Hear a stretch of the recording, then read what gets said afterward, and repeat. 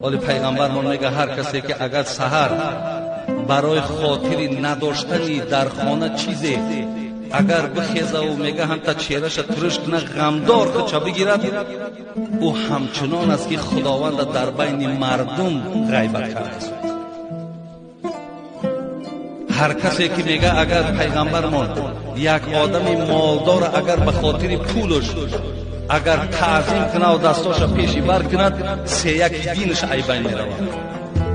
این عالم برادرای عزیز وقتی این گپ از مردک پولدار کشنید گفت شرم میاد در یک خانه قرار دارم که صاحب این خانه ماندگی من اصلا حاجت طلب کنم.